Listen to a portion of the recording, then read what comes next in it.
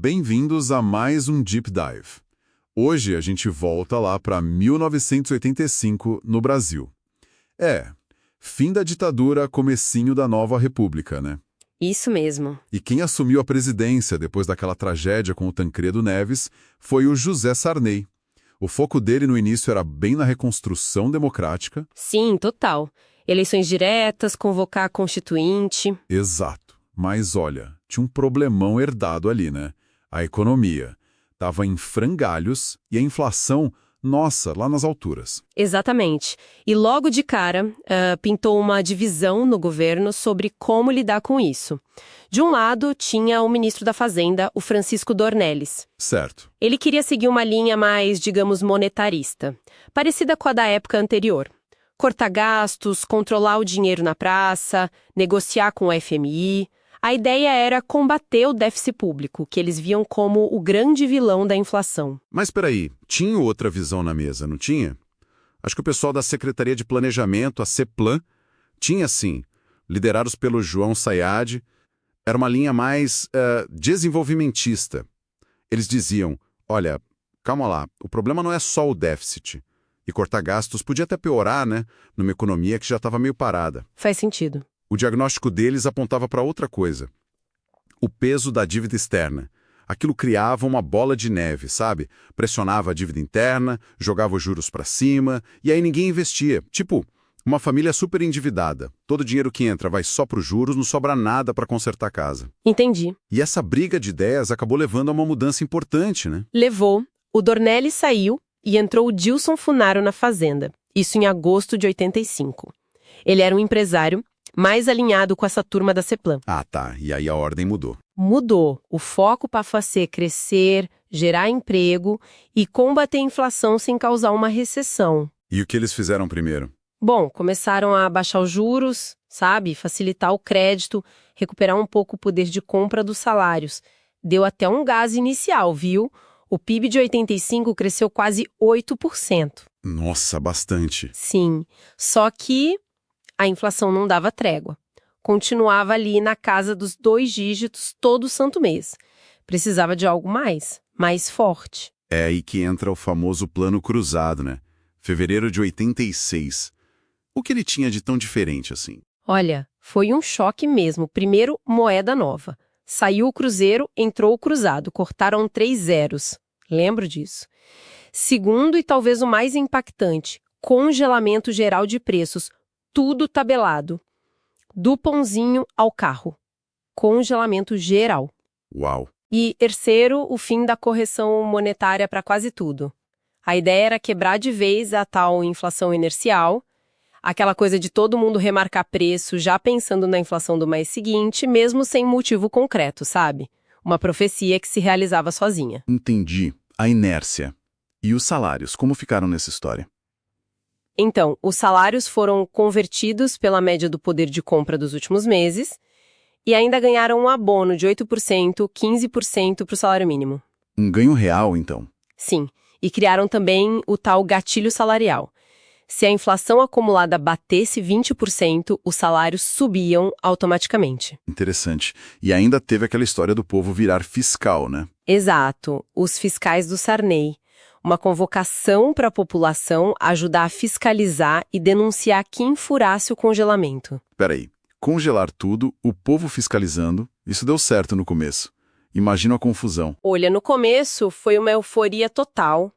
A aprovação popular foi gigantesca, mais de 80%, muita gente fiscalizando mesmo, e economicamente a inflação despencou.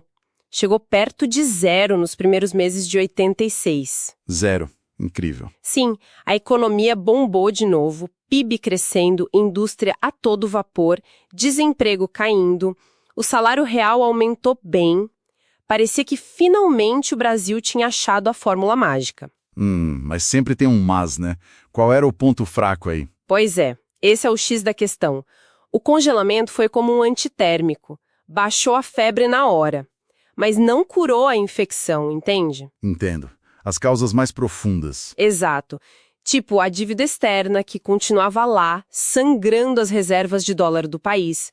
Chegou-se a discutir dar um calote na dívida externa, O Sayad defendia isso na época do lançamento do plano, mas o governo hesitou, não fez. Oportunidade perdida, talvez. Pode ser. E faltou também combinar o aumento do consumo que veio forte, com os salários melhores, com um plano para aumentar a produção, para investir mais, né? A capacidade das fábricas começou a chegar no limite. Ah, claro. A demanda cresceu muito rápido, mas a oferta de produtos não acompanhou. E aí? Aí a coisa começou a desandar. Primeiro, começaram a sumir produtos das prateleiras. Desabastecimento. Depois, a inflação voltou com força, mesmo que disfarçada em ágio e em falta de produto. Sei. O famoso ágio. Isso. E o superávit comercial, o dinheiro que o país ganhava vendendo para o exterior, evaporou, porque a gente consumia tudo aqui dentro e ainda precisava importar mais. As reservas em dólar foram queimando rápido. Complicado. Aí, em julho de 86, veio o chamado cruzadinho. Foi tipo um aumento disfarçado de preços via empréstimo compulsório sobre combustíveis e carros. Um remendo, né? Mas o governo ainda conseguiu surfar naquela onda inicial de popularidade nas eleições de novembro de 86, certo? O PMDB foi muito bem. Foi muito bem, ganhou amplamente. Só que, logo depois da eleição, coisa de dias depois, em 21 de novembro, veio o Cruzado II, que na verdade foi um anticruzado. Como assim anticruzado? Foi um pacote que enterrou o plano original. Aumentos bruscos de impostos, IPI, de tarifas públicas, alta forte nos juros. Aí, meu amigo, a inflação explodiu de vez. Saiu de uns 7,5% em dezembro de 86 para mais de 27% em maio de 87. Mensal. Nossa, que virada radical. E o que aconteceu em seguida? A equipe caiu. A crise se aprofundou muito rápido. O governo teve que decretar a moratória da dívida externa em fevereiro de 87. Simplesmente não tinha mais dólar para pagar os juros. E sim, a equipe do Cruzado se desfez. Sayad saiu, Funaro saiu e voltou a turma da ortodoxia monetarista. E aí vieram outros planos, né? Bresser, Verão. Exato. Tentativas de controlar a inflação com mais congelamento, só que mais curtos, arroxo salarial forte, corte de gastos, juros nas alturas, mas nada segurou. A inflação virou hiperinflação, chegou a mais de 1.700% em 1989. 1.700%. É difícil até de imaginar. E qual foi o saldo final dessa década de 80, então? Olha, ficou conhecida como a primeira década perdida para o desenvolvimento brasileiro. O PIB por pessoa quase não saiu do lugar nos anos 80 inteiros. As dívidas, tanto a externa quanto a interna, cresceram enormemente apesar de tudo que se pagou. E a concentração de renda piorou. Que quadro desolador! Só bem no finzinho do governo Sarney é que começaram a falar mais sério em abrir a economia, reduzir tarifas de importação e em privatizar algumas estatais, mas ainda timidamente. Resumindo a ópera, então? O Plano Cruzado foi essa tentativa, sem dúvida, ousada e muito popular no início, de romper com aquela lógica da inflação, sem impor uma recessão pesada. E ele até conseguiu, redistribuir um pouco de renda no começo. Mas a hesitação em mexer na ferida da dívida externa e a falta de um plano para sustentar o crescimento depois que o consumo explodiu, isso minou tudo.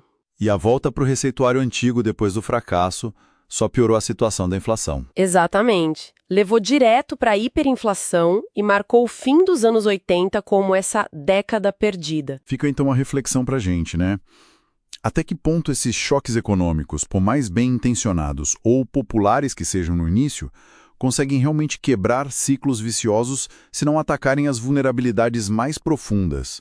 Essa questão da dependência externa, os conflitos internos pela distribuição da riqueza, uma pergunta que com certeza ecoou por muitas décadas seguintes na nossa economia.